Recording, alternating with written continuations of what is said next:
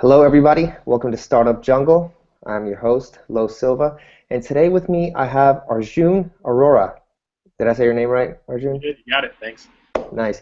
He is the founder of Retargeter, angel investor, startup advisor, and very passionate about startups and overall online marketing. So, Arjun, I kind of wanted to, thanks for coming on. I wanted to kind of get started, I guess, with the simple stuff, the basics, and get a little bit more info on you as well. How did you go from the beginning to the CEO and co-founder of Retargeter? Yeah, I'll give you a brief on my background. So I studied electrical engineering and computer science at UC Berkeley, so have a bit of a technical background. And then from there, went into the world of finance for a short while, so had some exposure to, just the whole world of kind of later stage in a company's evolution where they're looking at M&A or large financing or an IPO, so had some exposure there. Went over to Yahoo for a short while, ended up running business development for Yahoo Real Estate. So, at the time, it was the actual largest online real estate portal that existed. And, over time, the good folks at Trulia and Zillow, ended up kind of taking that mantle. But it was a lot of fun, learned a lot about the internet space, advertising, display, business development, community, partnerships, all kinds of fun stuff in that role. And that's where I had kind of my first exposure to retargeting. So retargeting as a technology has been around for over a decade now, actually, but was limited initially in scope to kind of large Fortune 500 companies and folks who are spending $100,000 or more. So it was a good place to get some exposure, but of course it was very limited in scope, also by the sites or the networks on which the ads could appear. So we started Retargeter with the goal of democratizing that technology, making it accessible to as close to everyone as we could at the time. So we brought it down from $100,000 or $50,000 a month down to $500 a month in the ability to get started. So that was kind of the initial impetus and where we got our start. Nice, nice. And overall, I know you did get a small round of funding, but overall, you've completely bootstrapped it Yeah. to a very successful company, right? It's in the multiple seven figures a month. Yep. Yeah. So it's quite large, and we started off and bootstrapped from a very, very small amount of money, and then just last year in end of 2013, we raised a small round just from a whole gang of kind of notable angel investors, folks like Naval Ravikant, the CEO of AngelList, John Battelle, Aaron Battalion, the co-founder of Living Social. So got a lot of good folks who are excited about the continued growth of the company, just to kind of help support us through the next phase of growth. But yeah, primarily we've for 4.5 years it was pure bootstrapping, and that has its own benefits and challenges, but it was a lot of fun. So before we dive into some kind of more advanced retargeting stuff that I want to talk to you about, what do you think were some of the best tactics just on that grind that you were bootstrapped wise that helped you guys scale? Yeah, so I think I'd say the most important thing, hands down, is definitely is setting the right culture and setting the right vision for kind of where we were going and what's important. So I think, as they often say, culture eats strategy for lunch, and I think that is even more important in a bootstrapped environment. Sometimes if you raise a lot of money, you can throw money at problems, but in this case, everything had to be very, very tight. So we were very clear about what our values were, what we stood for. We literally put them on the wall in big kind of block letters. So something that we were very passionate about. The other thing is almost obsessive about efficiency. So everything was are we doing this in the most efficient way possible? Is there a creative way to do this? Can we leverage technology to be more either creative or efficient about what we're doing? So we partnered with a lot of folks who were just early on in their startup trajectories, folks like RelateIQ, Recurly, and other kind of tools like Asana that we were very, very early adopters of. That really helped us be as efficient as possible as we were looking to scale, and also helped in that we were early alpha and beta testers, so we got a little bit reduction in price by being the guinea pig. So that often helps from a financial efficiency perspective as well. Yeah, Asana is an awesome tool. Yeah. Love that. I go between that and Trello all the time. Right. Just different projects. Cool, man. Cool. So let's talk a little bit. let's jump a little bit forward, I guess, into retargeting, and let's get started slow and then kind of ramp up. So retargeting, tell me who should be using retargeting? What are some good ideas for someone who's just getting started and wants to spend their first 500 on a retargeting campaign? How should you go about that? I know it can be a little bit overwhelming Right. because people think it's just like, oh, I'm not even good at ads, now I'm doing retargeting. What do I do? How would you best say to get started with that? Yeah, so I think the best way to get started is to just decide, the audience that you're looking to retarget. In many cases, that's the entire audience off your entire site. That makes things much easier. So let's assume that kind of to get started. So once you know the audience that you're retargeting, let's say everybody that's visiting your website, the next important step is just figuring out, well, what are the creatives that I want to show, these people. And so that typically looks like, 15 creatives. So the way we do it is 3 ads, one for each of 5 different ad sizes. So it really is kind of that simple. Once that's set and established, then it's as simple as putting the code on the site, uploading your creatives, and then your campaign's kind of ready to rock. So I think the easiest way to get started is to decide the audience, get those creatives done, and then we make it really easy to just turn it around, get that campaign up and going. And then over time, account managers, or as you look at the reporting, you can continue to further optimize and enhance the campaign. But I think the easiest way to get started is decide the audience, upload the ads, and get going. And there's a lot more nuance to it, but that's probably the simplest way to get started. Yeah, yeah. I always tell people to essentially try to tell a story in their initial retargeting campaign. So let's say I want to buy these apples from you. Mm-hmm. I'm not sure. I've never met you. I don't know if you got the best apples. So Right. the next email is, if you're getting retargeted, the next thing is handling an objection, right? Yeah. And then handling another objection, and then potentially going a little bit deeper to 1 week. I know that you're not coming in. Maybe a reactivation and saying, hey, get Right. these apples for $20 off. Yeah. Something like that. So being a little bit strategic. I know a lot of people just jump in and toss it all because essentially you are going to recapture people and they are going to come in and you are going to make money. I think that with retargeting it's either hit or miss. There's no middle. You're either going to do well or you're just not getting it, right? Right, right. So, And I think a lot of, to that point, I think a lot of it is around testing your creatives and really being, to your point, around testing different types of messaging as well. And so one of the things that I assumed earlier was that you've defined your audience as the entire audience to your website, but one of the points that you just brought up, which is important to highlight, is that if you decide to segment a certain portion of your site, and these folks happen to be folks that still need education, then a lot of it is objection handling and things like that. However, if you're doing let's call it a shopping cart abandonment retargeting campaign, then you're doing exactly as you described, and you're showing, here's $5 off, come back and complete your cart purchase. And so I think a lot of it is figuring out who's your audience, where are you targeting them from, so that you can have the creative actually match the audience that you're retargeting. And the beauty of creating these segments is you can have different ads associated with different segments to handle different parts of the marketing funnel, so to speak. So yeah, it's a lot of creative things you can do. I think, and the key is that alignment between the audience and the creative. yeah, exactly. Have you found in just I'm sure you have so much information from retargeting from companies and different things, different strategies of strategic segmentation or strategic kind of ideas that people are using that might be a little bit out of the box when setting up retargeting campaigns? Right.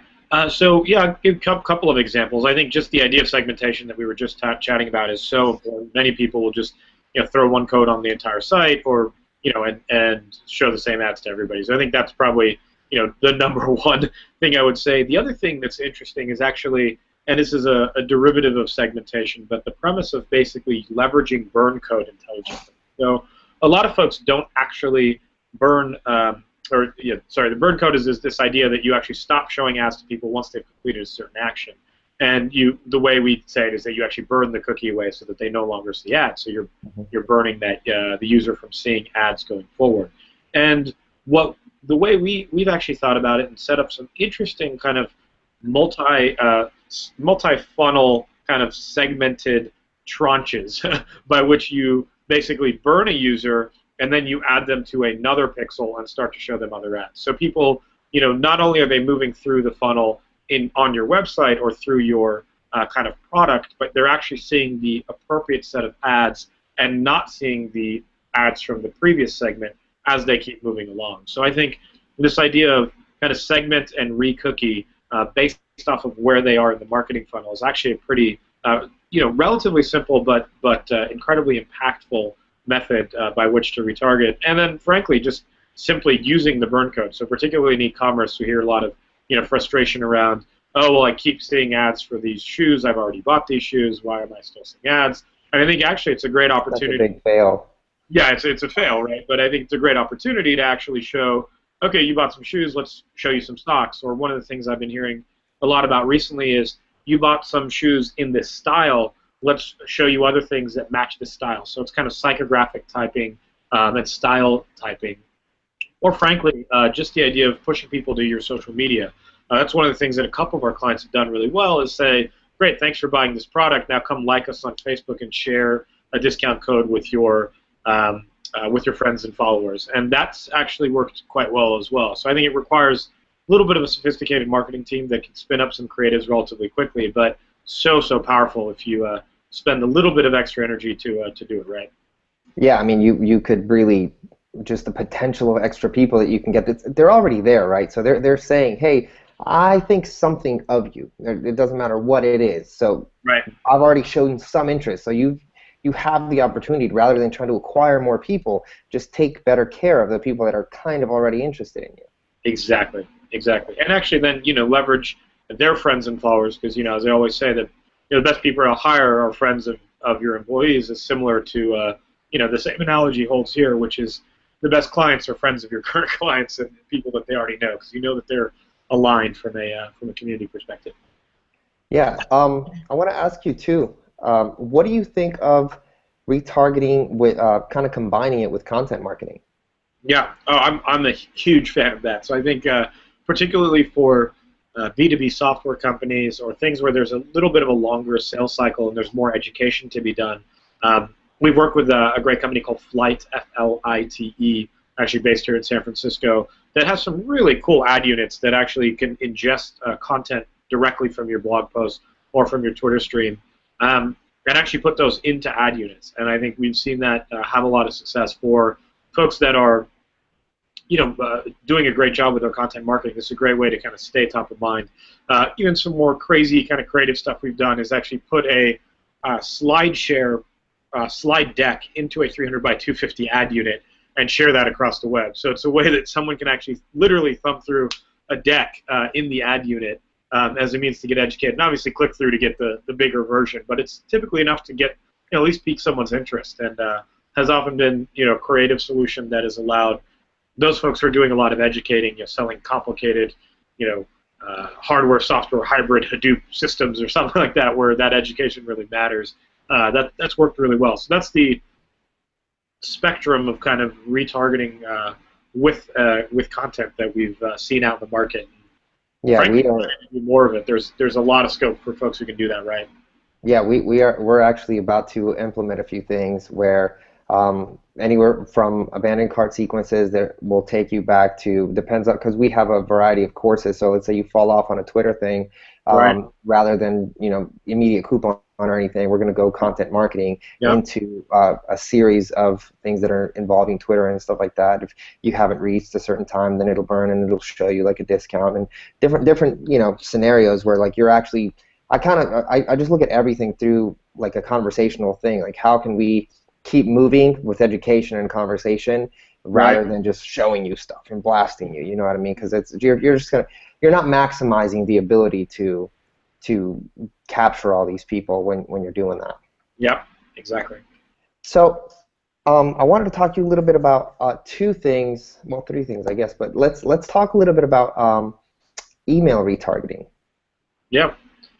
Yeah. So email retargeting is kind of an incredibly powerful tool to be able to re-engage folks who are opening your emails. So the basic, the underlying premise is, with retargeting, you're placing code on the website. With email retargeting, you're placing the code into outbound HTML emails. So it's kind of treating an email as a website, so to speak. So you're saying, okay, we're going to put the code there, and it's a great way to be able to retarget people who are engaging with email. So maybe they're not coming to your website, but they're opening your email, and this is a great way to be able to retarget them. And then an interesting kind of corollary to that is this idea of CRM retargeting, which is also based off of emails, but it doesn't require someone to actually open the email address, open the email. It just requires having someone's email address. And the way that that works is there's actually a host of companies that work on what's called data onboarding. And they're able to take the email address, effectively find that user in an anonymous way as they're surfing around the web. When they log in somewhere using that email address, they can basically drop a cookie. So, there's a lot of different sites to support this.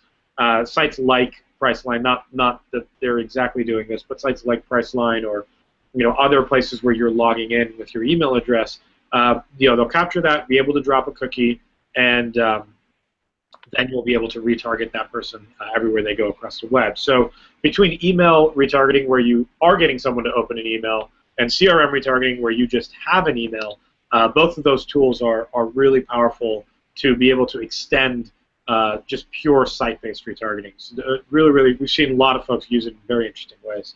Yeah, that sounds like it could be used in some crazy ways. That's awesome. What about video retargeting?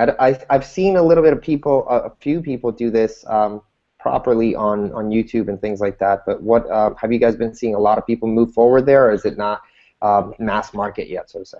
I would say it's probably not mass market yet. I think that one of the bigger challenges around getting access to inventory. So there's not as much video inventory available in an RTB in a real-time bidded environment just yet. So a lot of the video is still bought, picking up the phone or making a block of purchases somewhere. And so it's a little bit of a different approach to buying video. Now there's certain companies and things that are changing that over time. I think Bungle's doing a great job in the mobile marketing space. Brightroll's doing a great job in the RTB web-based world. So a lot of interesting stuff happening in that space, but it's still relatively early. We have run some campaigns in the past for the EPA and for a bunch of folks for video retargeting, and it does perform very well. The challenge is that with display, you can maybe show, if you're being really aggressive, you can show even 30 to 50 impressions to a unique user in a month.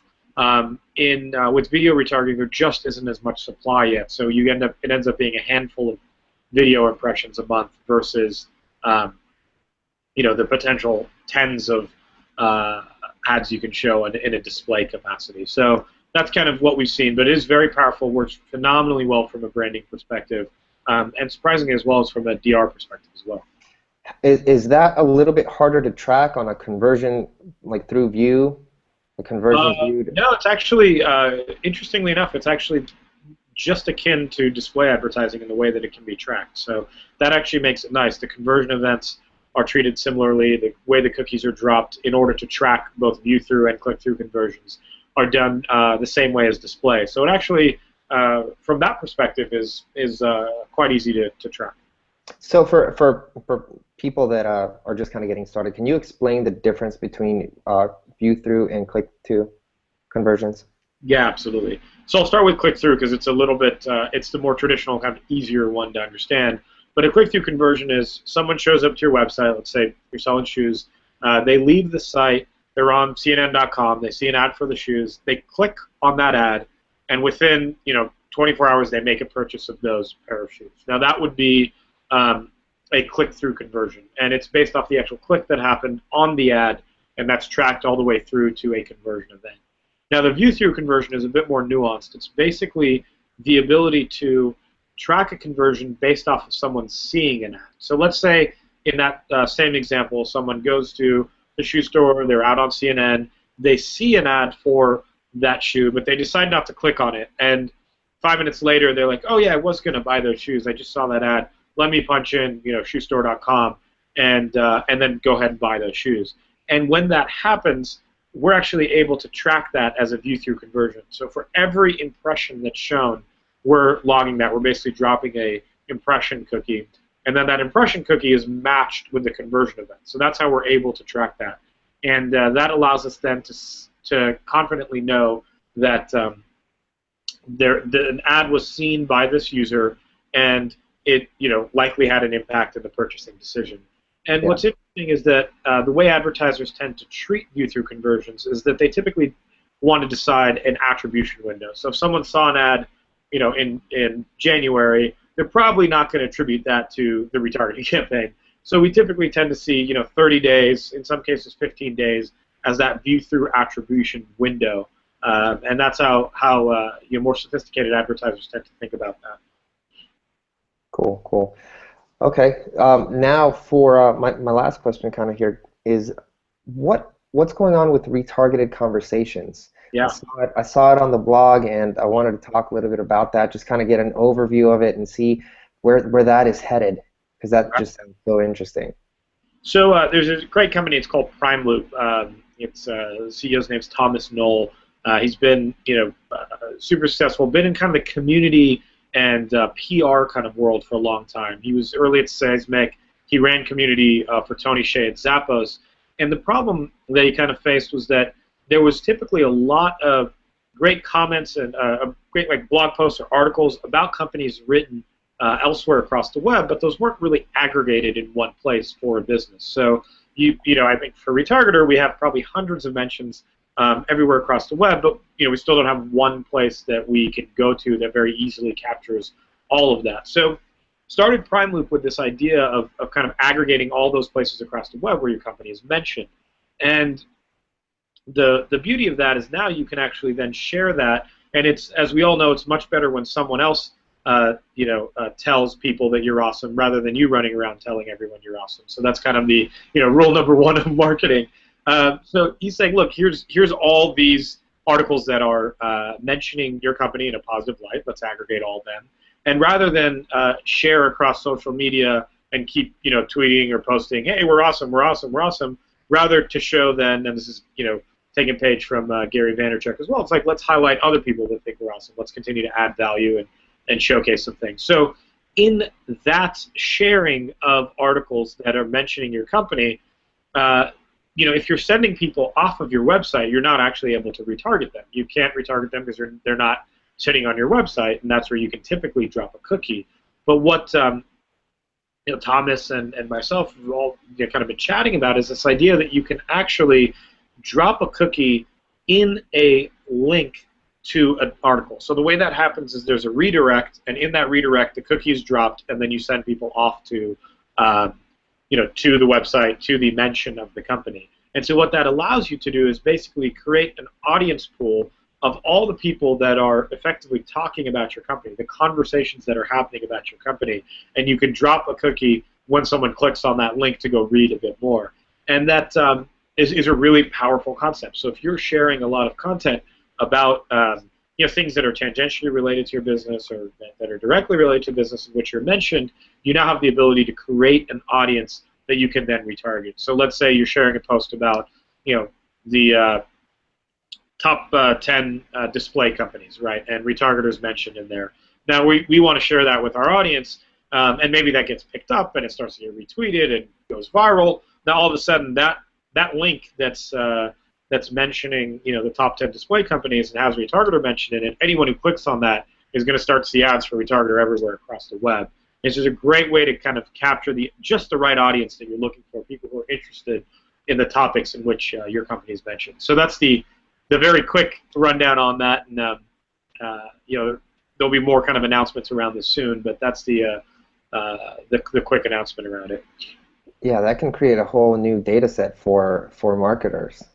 Yeah, exactly. So it's some fun stuff. We're really excited about that. I think it's a new way of thinking about retargeting, which hopefully will continue to be successful.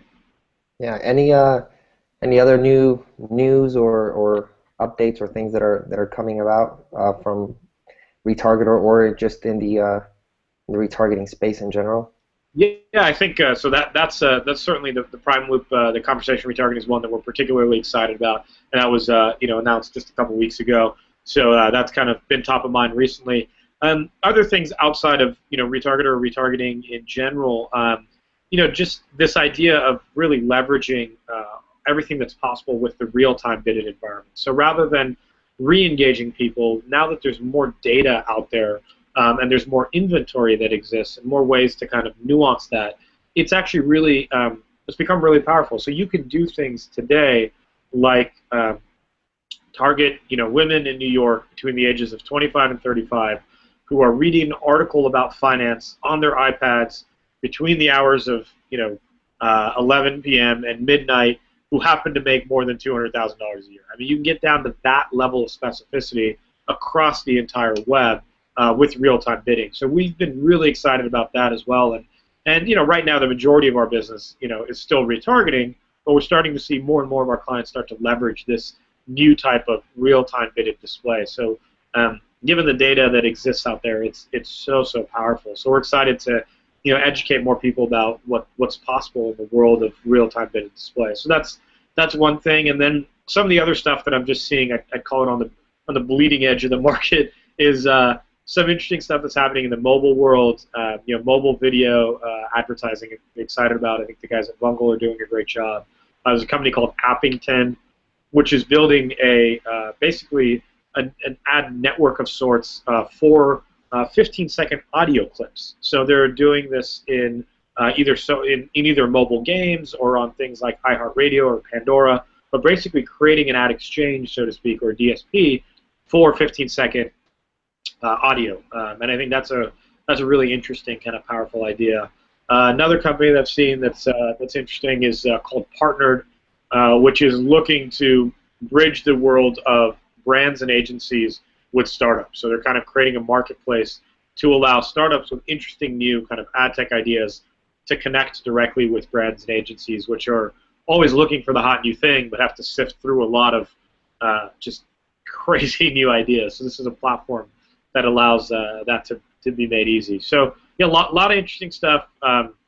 Just one more is a company called BuzzStarter and ShareRoot in the Pinterest world, BuzzStarter in the kind of native advertising world. So a lot of cool companies, a lot of interesting stuff happening in the ad tech ecosystem these days. But yeah, we could spend a whole nother conversation on that. Yeah, I was just saying we can just come back for a whole different episode of just tying in native ads with retargeting. Right. That's another just nerdgasm waiting to happen. Yeah. Exactly.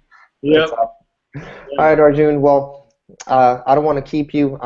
We try to keep these to about 25 minutes or so. So just one last thing, if you could give our audience one or two tips on just succeeding right now in anywhere, and we have people that are anywhere from just getting started to really just moving their startup in a bootstrapped way. What are some strategies? What's the one key takeaway that you would be able to give them to kind of try to take action on?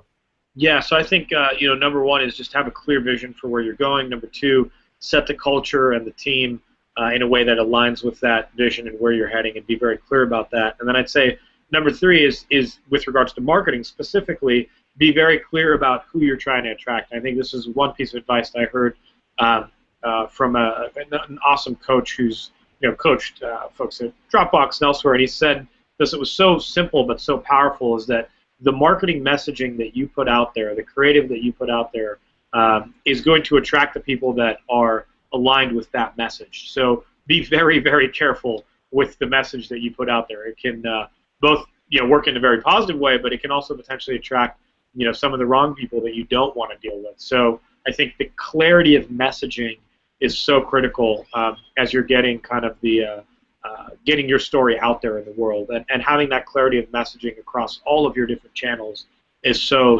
important. So that's something that I would probably leave everyone with, and it was an important lesson that was passed to me. So I'll share it with everyone else.